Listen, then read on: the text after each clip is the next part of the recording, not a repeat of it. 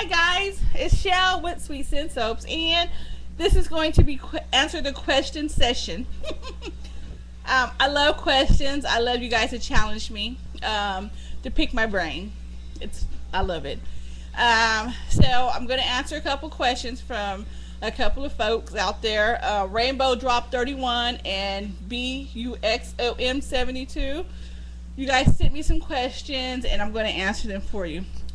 As you can see, I got my microphone around my neck, so I don't want to be holding like this.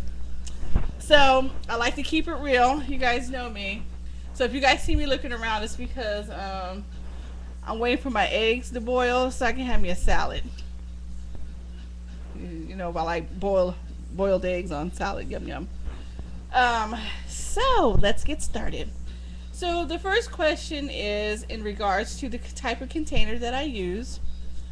See, look, I should already had this out instead of me having to reach around here. Let me just revise or go back over and just let you guys know. I use a Fiberware Classic Series 4.6 cup, 1.1 liter container. Lock and seal type situations going on here. Okay? It is the rectangle. They come in squares. They come in bigger ones, shorter ones. They come in tall ones. This is the one I use. I paid 99 cents for this one. When I first bought them, I paid $1.99 for each one. The reason why they're so cheap, because we have what you call a place that is called the Grocery Outlet Bargain Market. And of course, that is a place where they get overstocks and they buy pallets of stuff and all kind of good stuff. So I guess they have an overabundance at the time, so they were 99 cents. Now they're back to $1.99. I was just there because I was going to get some more, and I was like, I don't want to pay. I like the cheap stuff. They are very durable.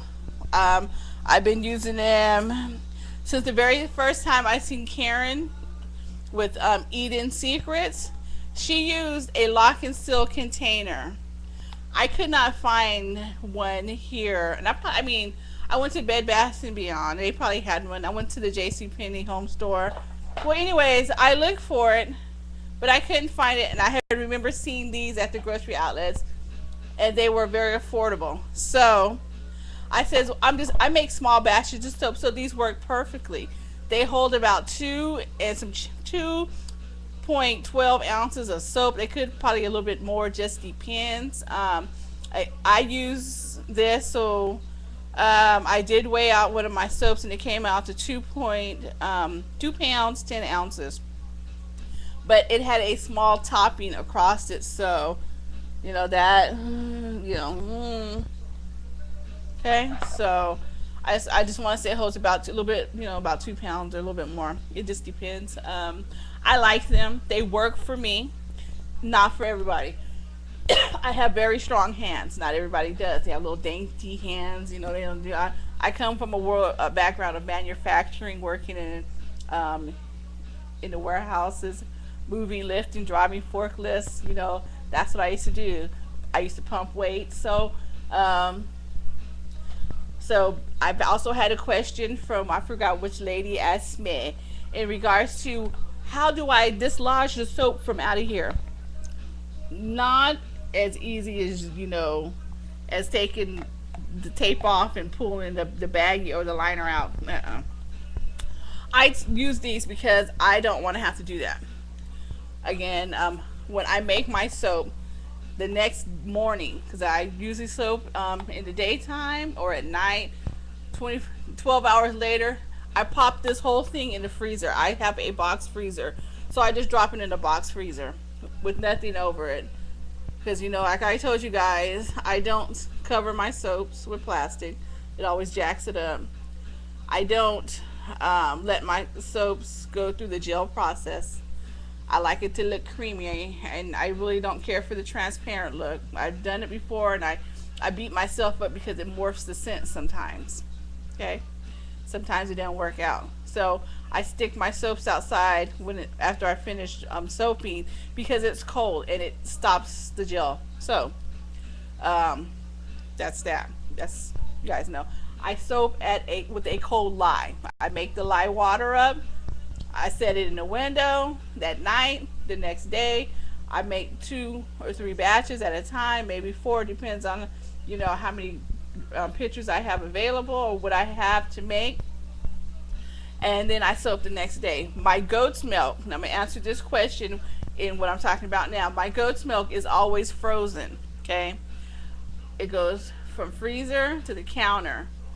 And I take it out when I'm getting ready to soap or getting ready to melt those oils. So I take all my goat's milk is measured out, because I use the same recipe.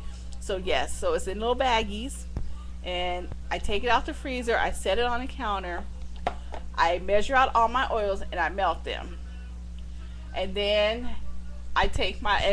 as those oils are getting to the point where okay, I take my lye that is cold, and I take the frozen chunk of goat's milk and I drop it in the lye mixture. Even though the lye is cold, it's still going to melt that goat's milk. So because there is a chemical reaction between the goat's milk and the lye, and the lye has enough heat, even though it's cold, to melt that goat's milk. So that goat milk, so it melts. Okay, you just have to stir it up a little bit, watch it stir, because then it goes to a yellow stage, and I don't let it go past yellow, and it goes into the oils, and boom, boom, boom, we're ready to go. And usually my oils are a little bit warmer. Like I forgot, I think I said it, they're about 80 degrees, 90 at the most. I think I soaked it at 100. The only thing is, like, when you soap with cold lye and cold oil or a low temp oil, is that you get a false trace.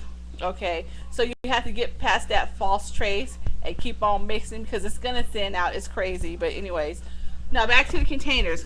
I don't want to take too much time, but after it's frozen and it's in the freezer, probably 4 to 6 hours. Now see, depending on how many soaps I make room in that freezer to put all those soaps in there, so that when I can pull one out, each one at a time. While it is still frozen, I look in the freezer to check to make sure, or I'll take it out and I'll pull it and see if the soap has released from the side of this container. And I just go like this. Once there's soap in it, it's not just like ooh, easy to do. It gets a little hard. So if it has, I'll take it out, and then what I'll do is I'll take with my fingernails, or because I have nails, little nails. But anyways, I try to pull as much away from the soap as possible on all 4 sides. Doing it this way, pulling this, is not the easiest. Okay. And then I will take it and I'll flip it, hold my hands here, and we'll be holding the soap, and I'll be pushing. I'll push the back. I'll start at the top and work it down, like massaging as I'm pushing the soap out. Okay, and you'll see it come away from the container. And as it's going, you're still pulling the sides as best you can and pushing, and then you'll probably set it down on some surface of either a towel or some paper towels and push that soap out. Make sure if you have a topping on it, you'll want to catch it in your hand and pull it out. Now, once the soap is out of the container, it is frozen. So what happens when you have something that's frozen? It starts to weep. Now, you can't cut that. So once that soap has taken out, is frozen, you're going to have to let it thaw out. And you will notice when you look at that soap, soap will look wet. If you leave that soap alone and then decide and wait a day, the next day your soap will be dry. It'll suck all that water back in, or evaporates, or whatever it does. Okay, and you're ready to go to cut. So that's that. I also got a question in regards to how long I let it cure. 4 to 6 weeks. I start testing after 4 weeks on my own skin and my body and my sensitive spots to see the harshness of the soap. If there is still some itching and it feels not right, then I'll set it out for another week or 2 and then try it again. So it is tested. I had a question about melting oils in the microwave. Yes, it is okay. Yeah, no problem. Stick them in the microwave. Don't keep them in too long. I go no more than 1.5 to 2 minutes. Keep checking back to make sure. depends on what kind of wattage your microwave has. You'll want to watch the time. Some items are more sensitive than others.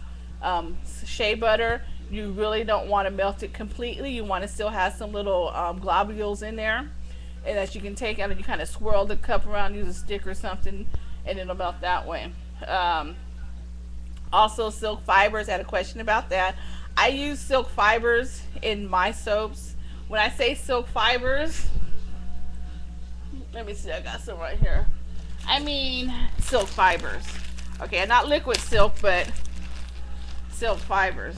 This is my silk. Okay, I ordered this online, and I can't remember what company, darn it. But this is silk fiber. This is the fibers that the silkworms make. Okay, and I don't. When I get mine, I have to clean my silk.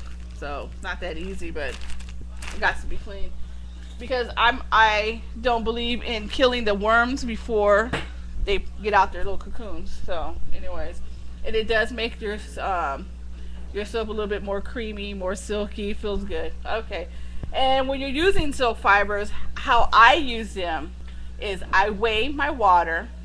I take out about a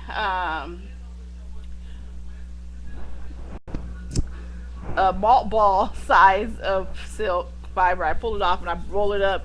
Get about a size of a mothball or malt ball or with a Whopper's ball, you know, like that. Yeah.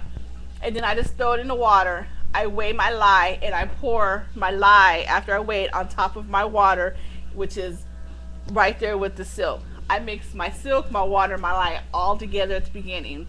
That way the silk dissolves into the water. Now I could be doing it wrong, but I think that's the way I was told to do it. And it works fine for me. All my soaps I use silk.